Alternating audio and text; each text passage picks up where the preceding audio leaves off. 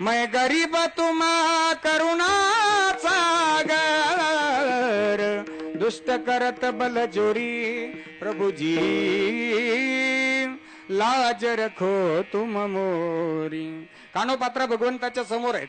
नेत्राश्रूंनी चरण कमलांना अभिषेक घातला, मिठी मारली देवा, बारी थांबली. देवा काय निर्णय घ्यायचा तू घे, होईल तर तुझी होईल. मायबाप मंदिरामध्ये असंख्य वारकरी उपस्थित होते. मंदिरामध्ये असंख्य वारकऱ्यांच्या उपस्थितीमध्ये मंदिरात चमत्कार घडला. कानोपात्रेच्या हृदयामधनं एक आत्मज्योत निघाली, भगवंताच्या मूर्तीत विलीन झाली. कानोपात्रेनं देह ठेवला. देह ठेवल्यानंतर वारकरी गडबड करू लागले, अरे चला पुढे, बारी का थांबलीये? कानोपात्रेच्या शरीराला स्पर्श केला. कानोपात्रेचं शरीर थंड. डोळे उघडून पाहिले, जसे उघडले तसे बंद झाले. कानोपात्रेचे नाडीचे ठोके चेक केले, बंद होते. अरे कोण आहे ही मुलगी? लक्षात आलं. चौकशी अंती कळलं, श्यामा नावाच्या वेश्येची मुलगी आहे. मंदिरातले पुजारी होते. त्या पुजाऱ्यांनी निर्णय घेतला की अपवित्र कुळात जन्माला आलेली ही मुलगी, भगवंताला स्पर्श झाला, भगवंताला विटाळ झाला, दर्शन बंद करण्यात आले. कानोपात्रेचं प्रेत मंदिरामध्ये. पुजाऱ्यांची बैठक बसली. ऋग्वेदी, यजुर्वेदी, सामवेदी, अथर्ववेदी पुजारी समोर बसले. काय करायचं? कोणी म्हणायचं भगवंताला शुद्ध करण्याकरता सततम जलधारा, कोणी म्हणायचं अभिषेक घाला, कोणी म्हणायचं श्री सुक्ताचा अभिषेक करा, पुरुष सुक्ताचा अभिषेक करा. परंतु पंढरपूरमध्ये एक भगवंताचे लाडके गुरुजी होते, अनंत शास्त्री बडवे नाव त्यांचं.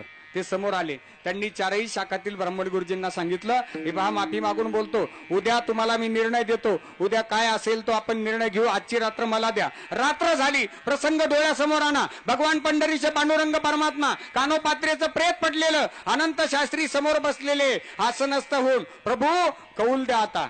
अहो या मुलीनं तुमचं भजन केलंय, रात्रंदिवस भजन केलंय, या मुलीनं तुमच्या चरणी शेवटचा श्वास अर्पण केलाय. या मुलीचा निर्णय काय घ्यायचा? कुणी म्हणतं चंद्रभागेत फेकून द्या, कुणी म्हणतं अग्नी संस्कार करा.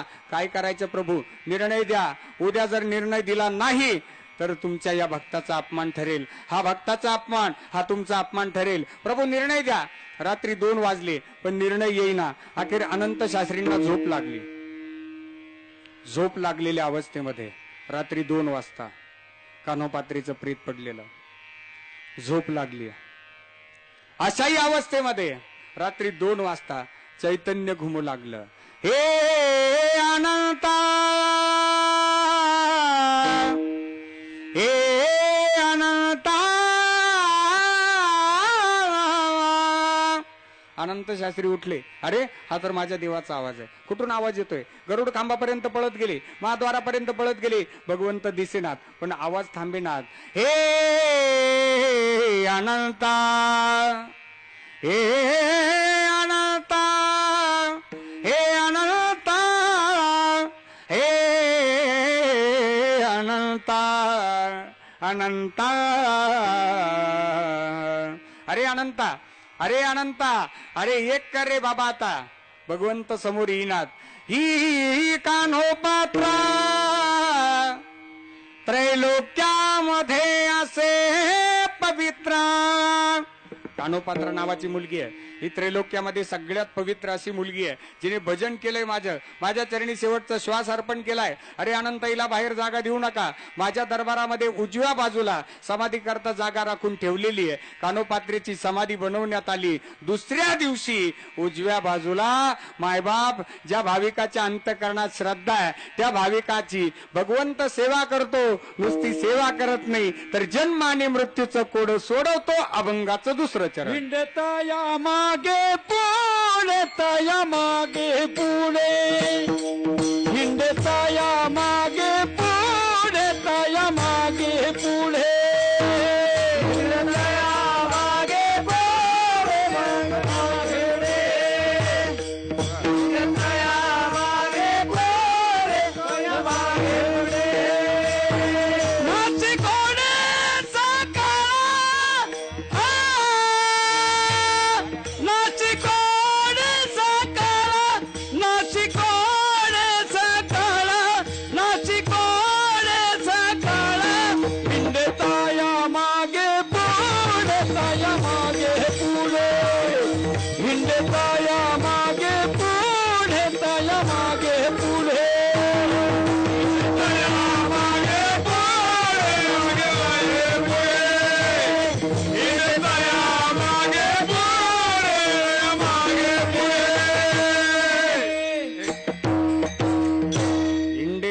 मागे पुढे नाशी कोडे सकळ. भगवंत त्याच्या सोबत असतो नेहमी मागे पुढे. मागे पुढे उभा राहे सांभाळीत आलिया आघात निवाराया. देव उभा मागे पुढे, देव उभा मागे पुढे, देव उभा मागे पुढे, देव उभा मागे पुढे. उगवी कोडे, उगवी कोडे संकटा. देव उभा मागे पुढे, देव उभा मागे पुढे.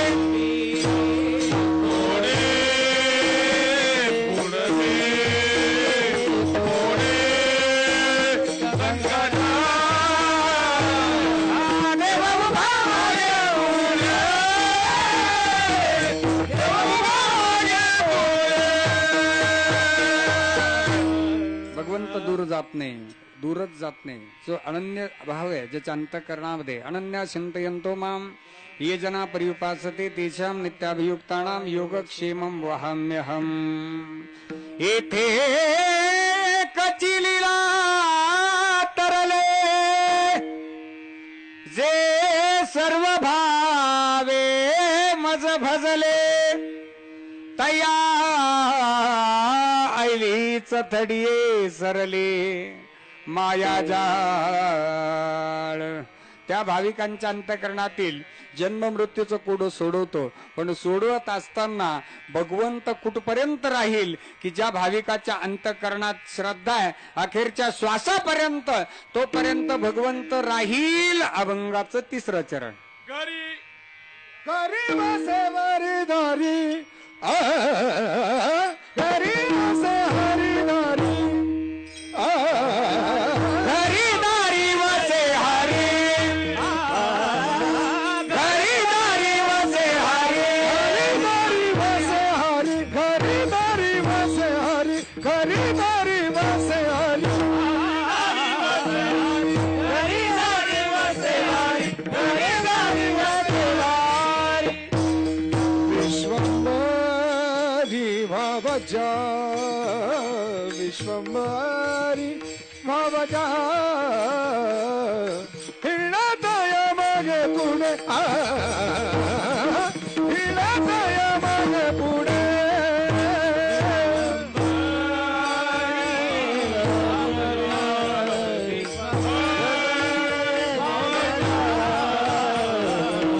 हिंडतय मागे पुढे,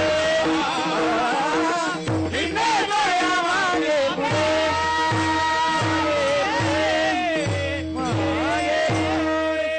अखेरच्या श्वासापर्यंत भगवंताबद्दल भाव असू द्या, प्रेम असू द्या, श्रद्धा असू द्या, भगवंत आपल्याला सोडत नाही शेवटपर्यंत. अंतकालेचे मामेव स्मरण मुक्त्वा कलीवरम यत् प्रयाती समद्भावम याती नास्तत्र संशयः. निसंशयरित्या मोक्ष प्राप्त होईल. नासी कोडे सकळ. कोड संपलं जाईल. अंतःकरणामध्ये भाव असू द्या भगवंताबद्दल. विश्वंभरी भावजा.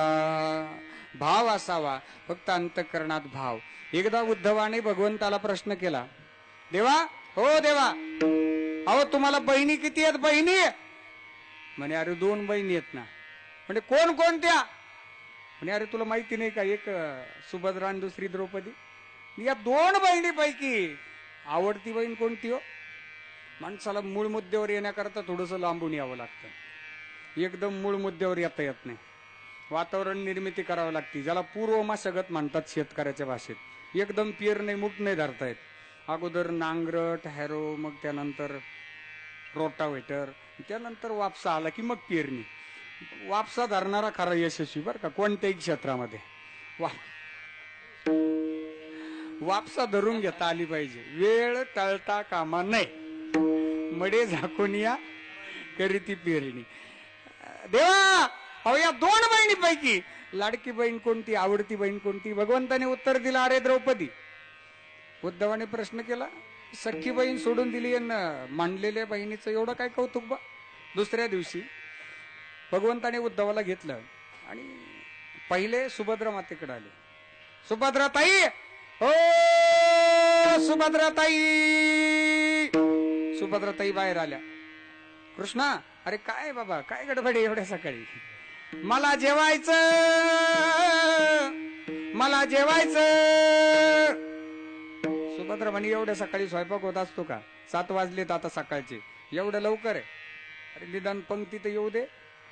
लगेच चालला तिकडं. अरे थांब जरा. एवढ्या लवकर नाही नाही नाही, आता लगेच नाही तुला जेवण. 12 वाजतील जेवायला. आहे का वेळ तुला? देव म्हणे, नाही मला आता भूक लागली, मला जेवायचं. सुभद्रा म्हणे, एक कर, हॉलमध्ये जा, फळं पडलेली आहेत, फळं खाऊन जा. भगवंत हॉलमध्ये आले. बरेच फळं पडलेले होते. एक सफरचंद हातामध्ये घेतलं, एक हातामध्ये